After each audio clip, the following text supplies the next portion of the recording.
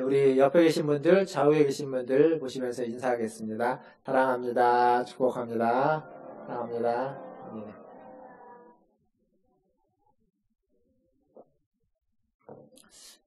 우리는 확실한 걸 좋아합니다. 제가 얼마 전에 무슨 광고에 보니까 공기청정기인데 살균되는 공기청정기가 있더라고요. 살균 공기청정기에서 광고하는데 살균력이 99% 살균한다고 되어 있습니다. 좋아하죠, 우리가 99%. 손에 차는 무슨 게르마늄 팔찌가 있는데 게르마늄이 99.9% 확실하다는 얘기입니다. 그리고 금 같은 경우는 거기에 또 하나가 더 붙죠. 99.99% 순금이다. 이런 광고를 합니다. 그러니까 우리는 기본적으로 확실한 것을 좋아하고 확실하다라는 표현을 굉장히 많이 씁니다. 다른 식의 표현이지만. 우리가 가장 많이 쓰는 표현 중에 확실하다는 건 뭐냐면 내가 해봐서 아는데 혹은 내가 봤는데 이런 식의 표현들을 많이 쓰죠. 그럼 확실하다는 겁니다. 확실하다는 거. 뭐 그런 표현이 아니어도 그냥 일반적인 표현에도 이런 게 많이 나와요. 살아봐라, 해봐라, 먹어봐라, 입어봐라. 맞는지 안 맞는지 입어보고 확실하게 하라. 맛있는지 맛없는지 먹어봐라. 애들한테 많이 하는 얘기죠. 그러니까 뭐뭐 해봐라, 뭐뭐 해라, 뭐뭐 해봐라. 이런 식의 표현을 하면서 확실한 것들을 확인시켜주고 확실한 것들을 더욱더 중요하게 강조하고 있습니다.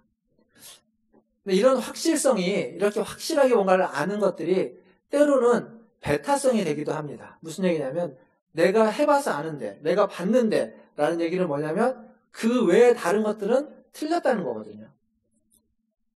그러니까 내가 경험한 것이 맞고 내가 본 것이 맞고 다른 얘기를 하는 건 그건 틀렸다는 겁니다. 그걸 이제 배척하는 겁니다. 배타하는 거예요. 그러니까 확실성이 배타성과 근본주의로 갈 수도 있습니다. 근데 내가 경험한 게 전부가 아니라는 사실을 우리는 또 압니다. 내가 세상의 모든 것을 다 알 수 없고 내가 세상의 모든 것을 다 경험할 수 없습니다. 그 얘기는 뭐냐면 내가 알고 있는 거나 내가 경험한 것이 일부일 수 있는데도 불구하고 내가 경험한 것으로 더 많은 다른 것들을 다 배척해버리는 그러한 우를 우리는 범하기도 하는 겁니다. 이러한 뭐라고 할까요? 약간 부정적인 확실성?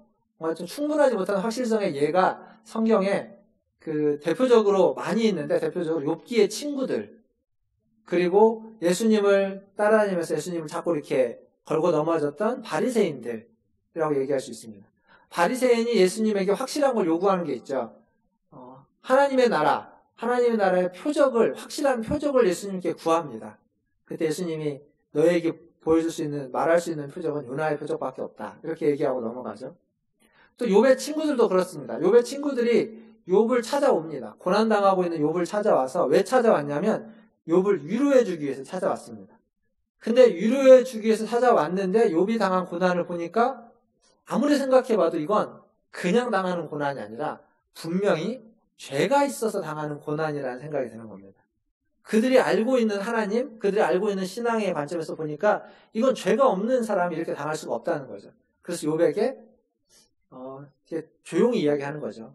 내가 생각해보니까 너도 잘 모르는 것 같은데 분명 무슨 숨겨진 죄, 네가 알지 못하는 부지불식간에 지었던 죄가 있는 것 같다. 그걸 회개하면 될 것 같다. 라고 이야기하는 겁니다. 근데 우리가 아는 것처럼 욥의 친구들이나 바리새인이 확신하고 있었던 것들은 다 잘못된 것들이었습니다. 욥은 죄가 없었고 예수님에게도 그러한 그들이 확실하게 요구했던 것들은 제대로 된 요구가 아니었다는 거죠. 결국 이런 잘못된 확신을 가지고 확실성을 가지고 그들은 예수님을 대했습니다. 신앙을 대했습니다. 사람을 대했습니다. 근데 우리도 그러지 않나요? 우리도 많은 부분 우리의 삶에서 이런 확실하다고 생각했는데 잘못된 확신을 가지고 있는 경우들이 있습니다. 오늘 요나도 마찬가지입니다. 요나가 가지고 있었던 확실하다고 생각했던 것들은 다 잘못된 확신이었고 그렇다면 이 요나서는 이걸 통해서 우리에게 무엇을 이야기해주고 있는지 오늘 좀 살펴보려고 합니다. 지난주에 제가 무슨 얘기를 했냐면 지난주에 한결같은 하나님, 오늘도 이제 한결같은 하나님 두 번째 그리고 요나의 한결같음에 대해서 이야기를 했고 하나님의 한결같음에 대해서 이야기를 했습니다. 요나의 한결같음은 변해야만 하는 한결같음이라고 말씀드렸고 하나님의 한결같음은 변하지 말아야 되는 한결같음이라고 말씀드렸죠. 그러니까 요나는 그 니느웨를 향한 하나님의 마음을 그는 모른 척하고 그냥 무시하고 도망쳤습니다. 변하고 싶지 않았던 거죠. 자기의 마음을 바꾸고 싶지 않았습니다. 그래서 도망침으로, 때로는 바다에 빠짐으로, 그리고 자기중심적인 기도로, 그리고 건성건성 대충대충 불성실하게 하는 사역으로 여전히 그는 자신의 모습을 변화시키지 않았습니다. 그게 요나의 모습이죠. 이러한 요나의 한결같음이 있습니다. 근데 또 하나, 잘못된 또 하나의 한결같음이 있는데 그건 뭐냐면 하나님의 뜻에 대한 요나의 이해입니다. 이게 무슨 얘기냐면 요나는 하나님의 뜻은 반드시 이루어져야 한다라고 생각했습니다. 이게 잘못된 건가요? 잘못된 거 아닙니다. 우리도 그렇게 생각합니다. 하나님의 뜻은 반드시 이루어져야만 합니다. 어떤 상황에서도 이루어져야만 합니다. 우리도 그렇게 생각합니다. 하나님의 뜻을 세웠다면 그 뜻을 누가 반대할 수 있고 누가 막을 수 있겠습니까? 반대할 수도 없고 반대해서도 안 되는 겁니다. 그 뜻대로 이루어져야만 하겠죠. 요나도 그렇게 생각했습니다. 그래서 요나는 선택한 겁니다. 하나님의 뜻이 확실하게 이루어지기 위해서 그가 선택한 건 하나님의 명령을 떠나 도망치는 걸 선택한 겁니다. 지금 우리가 보고 있는 요나는 그 선택의 길에 있는 거죠. 이걸 이렇게 한마디로 표현하면 이겁니다. 하나님의 뜻을 이루기 위해서 하나님의 뜻을 버렸습니다. 하나님의 뜻을 이루기 위해서 하나님의 뜻에 불순종했습니다. 이게 지금 요나의 상태입니다. 근데 이게 정말 말이 안 되는 겁니다. 말이 뭔가 맞는 것 같으면서도 맞지 않습니다. 이런 걸 궤변이라고 하죠. 궤변. 맞지 않는 겁니다. 니느웨 성을 멸망시키기로 한, 심판하기로 한, 재앙을 내리기로 한 하나님의 뜻이 이루어지기 위해서 요나는 하나님이 니느웨 성에 보내는 걸 거절하고 하나님의 뜻을 반해서 도망친 겁니다. 하나님의 뜻에 순종하지 않았습니다. 하나님의 뜻을 이루기 위해서 하나님의 뜻에 순종하지 않은 요나의 모습. 그게 지금 우리가 보는 겁니다. 이 요나의 모습은 요나의 잘못된 확신에 기인하고 있습니다.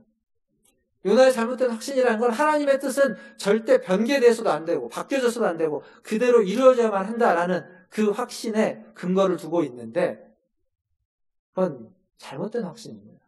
그 이유에 대해서는 뒤에 가서 좀 더 자세히 설명하겠습니다. 근데 이런 모순적인 상황이 요나에게만이 아니라 우리에게도 있는 겁니다.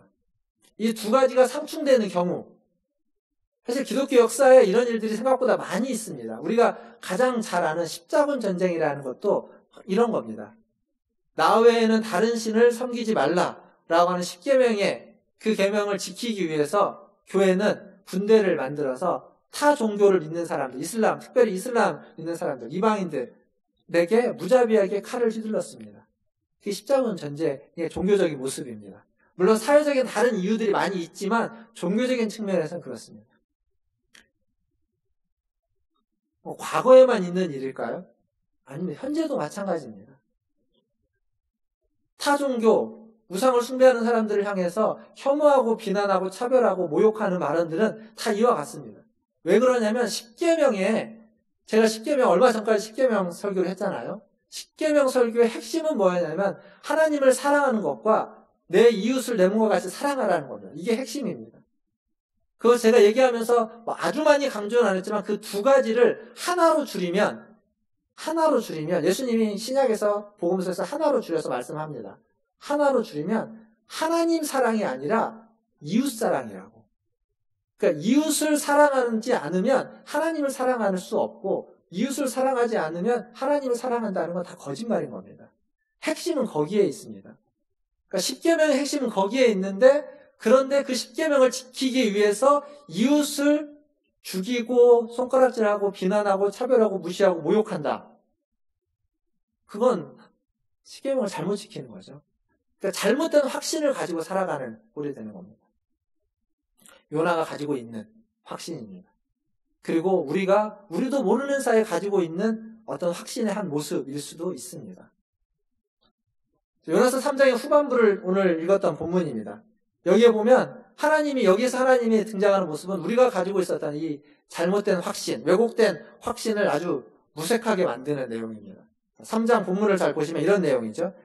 3장 5절부터 6절. 니느웨 성 사람들이 요나의 불성실한 말씀을 듣고 그리고 그들이 회개하고 돌이킵니다. 요나는 대충 말씀을 전했고 그것도 잘라먹고 다 얘기하지도 않았습니다. 그런데도 그걸 듣고 사람들이 회개하고 돌이킵니다. 이게 생각해보면 굉장히 황당한 일입니다. 왜 황당한 일이냐면 요나는 이스라엘에서는 유명한 선지자였을 수 있습니다.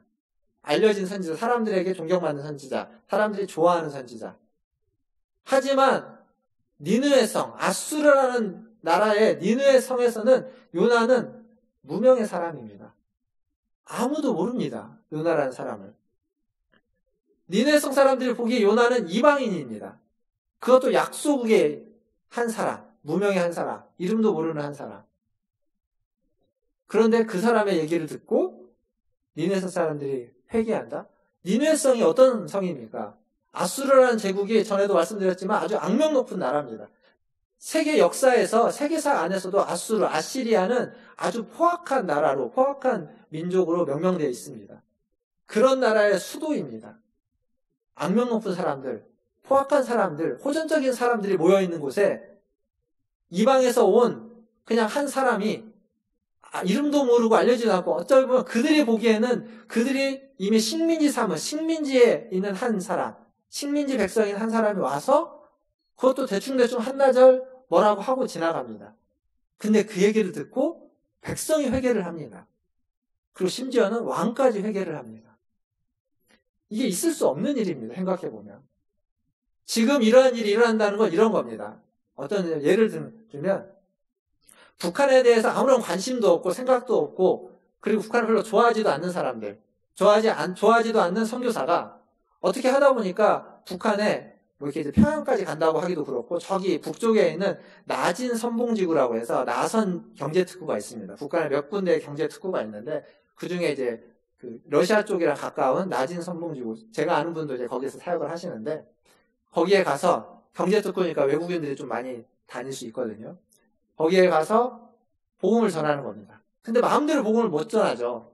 그 사람들의 특징이 있으니까 아주 조심스럽게 조용히 하루 복음을 전했습니다.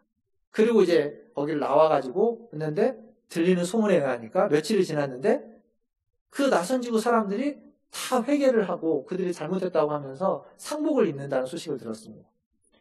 그리고 또 며칠이 지나니까 김정은이 전 나라에 조서를 베풀면서 다 상복을 입고 회개하고 우리가 이렇게 살면 안 된다. 바꾸자. 변화되자. 이런 얘기를 했다는 얘기를 듣습니다. 이게 있을 수 있는 일일까요? 불가능한 일입니다. 이건 우리가 상상으로도 이게 안 되는 일이라는 상상이에요. 근데 지금 성경의 얘기가 그런 얘기인 겁니다. 어찌 보면 황당하고 이해할 수 없는 일인 거죠. 갑자기 왜 백성들이 회개했을까요? 정답은 이겁니다. 정답은 성령이 역사하시면 되는 겁니다. 이게 정답입니다. 하나님이 일하시면 됩니다. 정답입니다. 근데 너무 정답을 빨리 갖고 와버리면 이 얘기 속에서 우리가 배워야 하고 얻어야만 하는 교훈과 하나님 우리가 말씀하시고자 하는 메시지를 다 놓쳐버립니다. 그게 정답이긴 한데 정답을 너무 빨리 결론으로 가지고 오면 안 됩니다. 도대체 이 얘기는 뭘 말해주는 것인지 생각해봐야 됩니다. 알 수 없는 것은 좀 남겨두고 알 수 있는 것만 가지고. 알 수 있는 건 뭐냐면 여기 오늘 본문을 잘 보시면 요나의 말씀을 누가 듣냐면 백성들이 듣습니다. 모두가 듣지는 않겠죠. 소수의 사람들이 듣습니다. 그리고 백성들이 회개합니다. 성경을 우리가 요나 이야기를 좀 이렇게 꼼꼼하게 보지 않고 건성으로 좀 넘겨와 보면 아수르 왕이 조서를 내려서 백성들이 회개한 것처럼 이해하기 쉽습니다. 근데 아수르 왕이 조서를 내리기 전에 백성들이 먼저 회개를 했습니다. 백성들이 먼저 회개를 하고 백성들이 회개한다는 그 소식을 니느웨 성이 그렇게 회개한다는 소식을 왕이 나중에 듣고 왕도 왕복을 벗고 굵은 베옷을 입고 제에 앉아서 회개하는 겁니다. 왕은 그 뒤에 따라간 겁니다. 백성은. 그리고 왕이 더한 건 그 뒤에 이제 조서를 내리는 거죠. 왕이 굵은 베옷을 입고 그리고 제 위에 앉았다는 건 참회와 애도의 표현입니다. 그러니까 지금 자기가 참회하고 있다는 걸 실제적으로 보여주고 있는 겁니다. 근데 그의 조서에 보면 그것보다도 더 중요한 내용들이 많이 있습니다. 뭐라고 조서를 내리냐면 3장 8절에 보니까 사람이나 짐승이나 다 금식하고 굵은 베옷을 입고 하나님께 부르짖으면서 각기 악한 길과 손으로 행한 강포에서 떠나라고 이야기합니다. 떠나라. 한마디로 이야기하면 철저하게 회개하라는 이야기입니다. 철저하게 회개하라. 근데 이 얘기가 우리에게 주는 몇 가지 교훈이 있습니다. 하나는 뭐냐면, 지난주에 말씀드렸던 내용인데요. 지난주에 말씀드린 앞에서도 잠깐 얘기했는데, 요나의 사역, 요나의 대충대충 건성건성 불성실하게 했던 그 사역을 통해서도 하나님 일하신다는 겁니다. 이렇게. 요나는 분명히 하고 싶지 않았고 어설프게 했고 그냥 대충 하고 한나절 몇 마디 안 되는 말을 했지만 하나님은 그걸 들어서 이렇게 사용하시는 겁니다. 화려하고 멋지고 아주 준비된 자로서 전도를 한 게 아닙니다. 하기 싫었고 억지로 했습니다. 그렇지만 하나님은 그걸 충분히 사용하시는 겁니다. 우리는 보통 준비된 자를 하나님이 쓰신다고 얘기합니다. 맞습니다. 준비되면 하나님은 그걸 쓰십니다. 그러나 준비되지 않은 자가 아무것도 안 하면 하나님은 아무것도 쓸 수 없을지 모르겠지만 준비되지 않은 자가 준비되지 않은 상태로 하나만 하면 그 하나를 가지고도 하나님은 얼마든지 준비된 사람처럼 쓸 수 있습니다. 문제는 우리가 아무것도 안 하기 때문입니다. 아무것도 안 하기 때문에 하나님이 아무것도 쓸 수가 없는 겁니다. 성경 통독을 하죠. 열심히 읽는 분들이 은혜를 받습니다. 그런데 아무것도 안 읽으면 하나도 은혜를 받지 못하지만 열심히는 읽지 못해도 오늘부터 내일부터 하루라도 읽으면 그 하루를 통해서도 하나님은 은혜를 주시고 우리를 변화시켜 가시는 겁니다. 근데 그 하루를 그 한 번을 안 하기 때문에 말씀을 통해서 은혜를 받지 못하는 겁니다. 열심히 하는 건 필요합니다. 그러나 내가 자격이 안 되고 실력이 안 되고 부족해도 아무것도 안 하는 것보다는 부족한 대로 그 한 번이라도 손을 내밀어 하는 것. 준비가 안 됐지만 준비 안 된 대로 그 1시간이라도 그 10분이라도 기도하는 것. 하나님은 그걸 사용하신다는 겁니다. 그걸 사용해서 하나님의 일을 하신다는 것. 이게 오늘 여기서 주는 첫 번째 교훈입니다. 지난주에 했던 얘기의 연상입니다. 두 번째는 뭐냐면 여기서 회개는 왕의 명령이 아니라 백성들이 먼저 회개를 했어. 백성들의 회개가 먼저였습니다. 백성들의 회개를 통해서 왕이 변화된 겁니다. 이 관계는 많은 세계 역사들의 변화는 이런 식으로 변합니다. 백성들이, 시민들이 변화되어서 그 왕이, 그 나라의 왕이 변합니다. 이게 세계사에서 있는 일입니다. 성경도 그렇습니다. 역사 변혁의 순서이기도 합니다. 지금은 안 그럴까요? 지금도 마찬가지일 겁니다. 이것보다 더 중요한 게 있습니다. 그건 뭐냐면 이 왕의 조서에 보면 회개가 무엇인지를 이 왕은 정확하게 알고 있습니다. 회개의 참 모습. 요나는 회개에 대해서 이런 방구도 말하지 않았습니다. 40일이 지나면 니네가 멸망할 것이다 라고만 이야기했지 회개에 대한 여지를 전혀 이야기하지 않았습니다. 말도 하지 않았습니다. 근데 니네의 왕의 조서에 보면 회개가 무엇인지 정확하게 표현하고 있습니다. 회개라는 것은 가슴을 치며 죄를 뒤집어 쓰고 애통하고 부르짖는 것만이 아닙니다. 회개는 각기 악한 길에서 떠나고 자기 손으로 행한 강포에서 떠나는 것. 즉 회개는 자기가 지금 하고 있는 행동, 잘못된 행위, 태도에서 돌이키는 것까지가 회개입니다. 지금 이 왕은 딱 그걸 얘기하고 있습니다. 정확하게. 근데 이게 악한 길과 강포에서 떠나라는 게 그냥 할 수 있는 얘기가 아니라 이 니느웨성 사람, 특별히 아수르 제국의 사람들에게는 이게 그들의 일상이었습니다. 앞에서도 말씀드렸지 않습니까? 그들은 굉장히 호전적인 민족, 악한 민족입니다. 다른 나라의 침략을 빈번히 하고 침략한 것들을 탈취해 와서 자기들끼리 더 많이 갖기 위해서 싸우고 다른 사람을 짓밟는 사람들. 그 대표적인 민족이 아수르 민족입니다. 그의 수도 니느웨는 가장 대표적인 도시겠죠. 그러니까 그들에게 다른 사람 것을 빼앗는, 강포하는 것을 빼앗는 것은 그들의 일상이었습니다. 빼앗기지 않기 위해서 더 힘을 길렀고 빼앗기지 않기 위해서 싸웠고 빼앗아 오기 위해서 싸웠습니다. 근데 지금 왕이 뭘 하지 말라고 하냐면 그것을 하지 말라는 겁니다. 그것을 떠나라고 요구하고 있는 겁니다. 이 왕이 요구했던 이런 모습은요, 사실 선지자들이 심판을 선포하며 예언하면서 항상 했던 얘기입니다. 항상 했던 얘기. 하나님의 진노와 심판을 예언하면서 하나님의 재앙을 예언하면서 너희가 지금 악한 길에서 떠나 돌이켜야만 한다. 그러지 않으면 하나님의 심판이 이를 것이다. 너희가 그렇게 다른 사람을 압제하고 다른 사람의 것들을 빼앗는 일들을 그만둬야만 한다. 그렇지 않으면 재앙이 임할 것이다.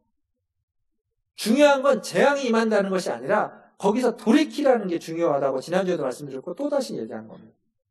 선지자들이 늘상 해왔던 얘기입니다. 근데 정작 요나 선지자는 그 말들을 한마디도 안 했습니다.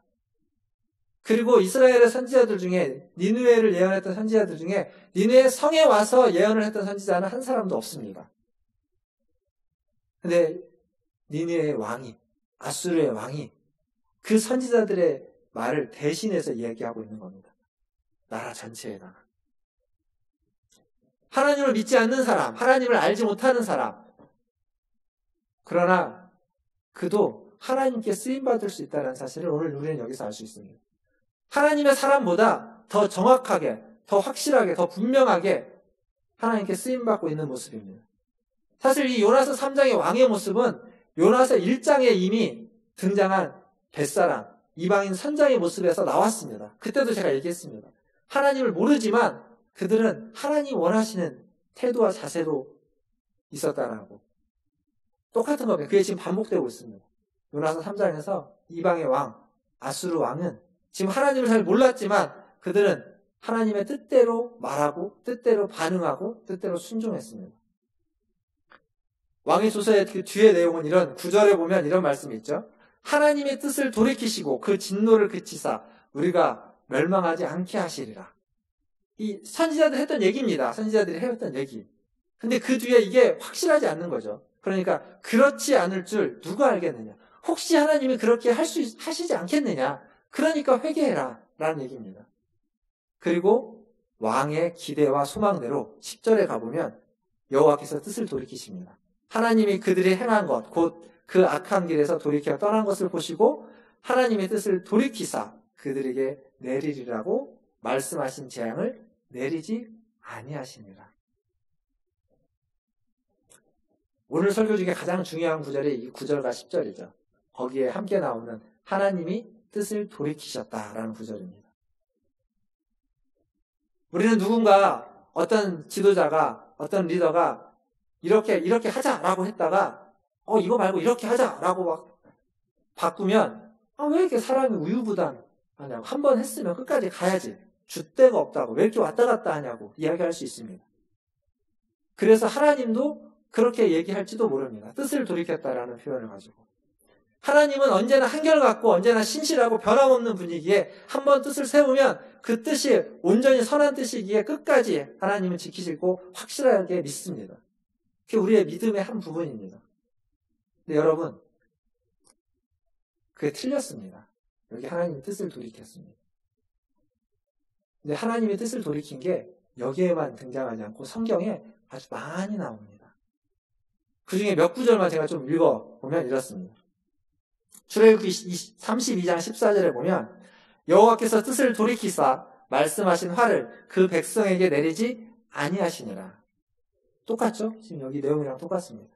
시편 106편 45절에 보면 그들을 위하여 그의 언약을 기억하시고 그 크신 인자하심을 따라 뜻을 돌이키사 기억하시고 인자하심을 따라 뜻을 돌이켜서 화를 심판하지 않았습니다.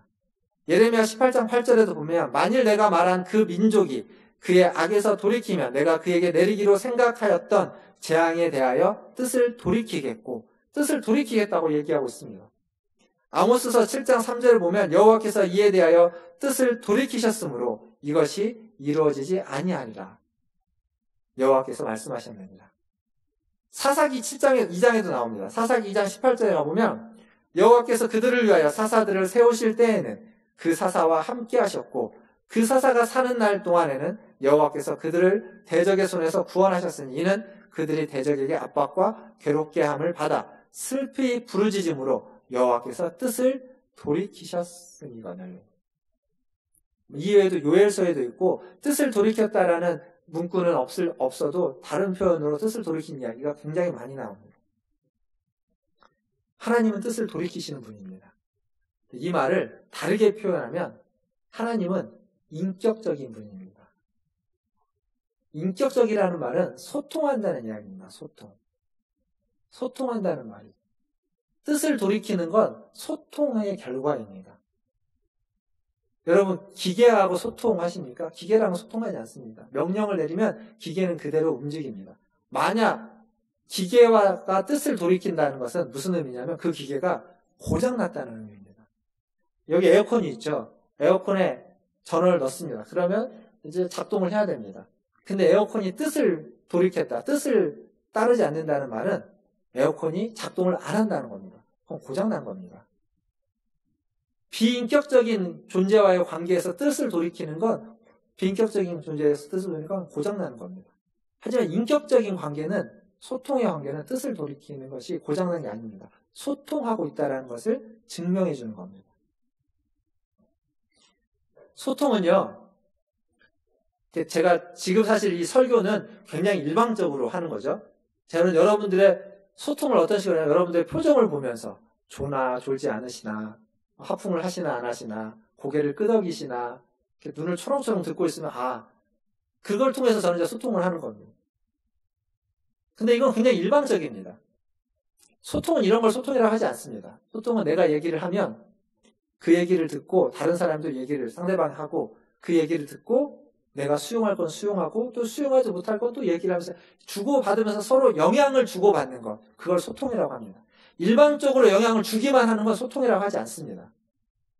여러분들이 이제 표정을 잘 지어주시면 제가 영향을 잘 받고 조시면 또 영향을 받아서 설교를 제대로 해야지 이런 경험, 이건 소통이는 겁니다. 소통이라는 건 영향을 주고받는 겁니다. 하나님이 우리에게서 영향을 받는다는 이야기입니다. 우리만 하나님으로부터 영향을 받아서 하나님 뜻대로 살아가는 것이 아니라 우리의 반응에 의해서, 우리의 말에 의해서, 우리의 행동에 의해서 하나님이 영향을 받으신다는 겁니다. 아까 뜻을 돌이켰다라고 제가 읽어드렸던 모든 구절은 하나도 예외 없이 사람의 반응, 사람에게 영향을 받은 하나님의 이야기입니다. 다시 한번 볼까요? 출애굽기 32장, 아까 제가 맨 처음에 읽어드렸죠? 32장 읽었던 구절 말고 그 앞부분의 내용이 무슨 내용이냐면 이스라엘이 하나님 앞에서 우상을 만듭니다. 금송아지를 만들어서 하나님이 진노하십니다. 그래서 멸하겠다고, 내가 그들을 다 죽이겠다고 합니다. 그때 모세가 그 시내산 하나님께 기도합니다. 기도하자 하나님이 뜻을 돌이켰다라고 이야기하는 겁니다. 그 맥락에서 나오는 겁니다. 모세의 기도가 있습니다. 시편 104편, 아까 106편 44절에서도 그들의 부르짖음을 듣고 하나님의 뜻을 돌이키셨습니다. 부르짖음을 듣고. 예레미야 18장 8절에도 우리가 또 본문에 나오지 않습니까? 그들이 악에서 돌이키면, 그 사람들이 악에서 돌이키면 내가 뜻을 돌이키겠다라고 하나님이 약속하고 있는 겁니다. 그러니까 사람의 반응에 대해서, 사람의 행동에 사람이 영향을 받아서 뜻을 돌이키는 겁니다. 아모스서도 마찬가지입니다. 용서를 구하면 뜻을 돌이키겠다라고 이야기하고 있죠. 사사기도 그렇습니다. 슬피 부르짖을 때 내가 뜻을 돌이키겠거늘. 하나도 예외 없이 다 우리가 반응을 할 때, 우리가 회개할 때, 우리가 악한 길에서 떠날 때, 우리가 부르짖을 때, 기도할 때, 그때 하나님이 자신의 뜻을 돌이키는 겁니다. 소통하시는 겁니다. 인격적이신 것을 말해주는 겁니다. 뜻을 돌이킨다는 건 하나님이 우리랑 소통하고 있고 인격적이라는 것을 말해주고 있다는 겁니다. 하나님과 사람은 소통하는 존재입니다. 영향을 주고받는 존재들입니다. 사랑하는 성도 여러분, 우리의 참회와 용서, 회개의 기도가 그렇다고 하나님의 용서를, 하나님의 뜻을 돌이키는 것을 보장하지는 않습니다. 이것도 기억해야 됩니다. 내가 회개했다고 내 회개가 하나님이 반드시 뜻을 돌이키는 것은 아닙니다. 엄밀히 보면 인간의 어떤 회개도, 인간의 어떤 노력도 하나님께는 전혀 영향을 줄 수 없다는 게 엄밀히 보면 맞습니다. 학문적으로는 그게 맞습니다. 그러나 하나님은 오래전부터 뜻을 돌이키고자 하는 숨겨진 뜻이 있었다는 겁니다. 이게 무슨 얘기냐면 하나님이 왜 요나를 니느웨에 보낼까요? 경고하라고 보내죠. 근데 니느웨 성 사람들을 하나님이 아끼고 있다고 요나서 4장 11절 맨 마지막에 이야기하고 있습니다. 아끼는 사람들에게 재앙을 내릴 것이라고 하는 경고의 메시지를 왜 보낼까요? 제가 여러 번 말씀드렸지만 그들이 돌이키기를 원해서, 그게 하나님의 뜻인 겁니다. 그 돌이키려고 하는데 그냥 돌이킬 수 없으니까 그 요나를 보내서 명분과 빌미를 만들어주는 겁니다. 요나의 얘기를 듣고 그들이 돌이키면 조금이라도 그런 반응을 하면 그걸 명분 삼아, 그걸 빌미로 삼아서 그들에게 재앙을 내리지 않기 위해서. 그게 하나님의 뜻인 겁니다. 이 아수르 왕이 그걸 알았는지 몰랐는지는 모르겠지만 아수르 왕이 조서에 그런 내용을 담고 있지 않습니까? 하나님이 우리를 멸망시키지 않을 줄 누가 알겠느냐? 기대하는 거죠. 기대하는 겁니다. 누구도 알 수 없습니다. 누구도 알 수 없지만 그럼에도 불구하고 우리가 할 수 있는 것, 우리가 해야만 하는 것은 그 하나님 앞에 나와 악한 길에서 돌이키며 강포에서 떠나며 회개하는 겁니다. 하나님 앞에 나아가는 겁니다. 그리고 그 다음은 하나님께 맡기는 겁니다. 하나님의 은혜에 기대하는 거죠. 아수르 왕의 태도와 똑같은 겁니다. 우리가 하나님 앞에서 가져야만 하는 태도는. 말씀을 맺겠습니다. 한 2년 전쯤 제가 주님이 가르쳐주신 기도, 주기도문에 대해서 설교를 했습니다. 기억나실지 모르겠지만 벌써 한 2년 됐더라고요. 그 주기도문 설교, 주기도문의 맨 앞에는 하늘에 계신 우리 아버지여 라고 시작을 하죠. 이 하늘에 계신 분, 우리 아버지, 이 말이 이야기하고 있는 의미는 하나님은 우리의 이성과 우리의 생각을 초월해 계신 분, 좀 우리에게 영향을 받지 않는 분이라는 얘기는 우리의 이성과 생각을 초월해 계신 분이고, 그러나 동시에 하나님은 우리 안에 계시고 우리와 함께 하시면서 우리 안에 계시고 내 안에 계시는 분이라는 의미라고 말씀드렸습니다. 하나님 우리 안에 계신다는 얘기는 뭐냐면 우리의 상황과 감정과 생각을 다 아시는 분이라는 겁니다. 그래서 우리의 신음소리도 하나님 다 들으신다라고 성경은 이야기하는 겁니다. 우리의 신음소리, 우리가 신음으로 하는 기도, 입을 열어서 회개의 기도를 하지 못할지라도 신음으로 하는 기도를 들으시고 하나님은 뜻을 돌이키시는 분입니다. 그게 우리와 함께 하시는 하나님의 모습입니다. 분명 요나서에 나오는 선지자 요나는 자신의 일을 제대로 못했습니다. 그러나 하나님은 그걸 사용하시고 또 다른 일을 들어서 사용하시기도 합니다. 잘 모르지만, 하나님을 잘 모르지만 왕을 들어서, 니느웨 성 사람들을 들어서 하나님은 하나님의 일을 행하십니다. 그렇게 해서 하나님이 뜻을 돌이켰습니다. 여기서 이렇게 질문을 드려보겠습니다. 정말 하나님의 뜻을 돌이킨 건가요?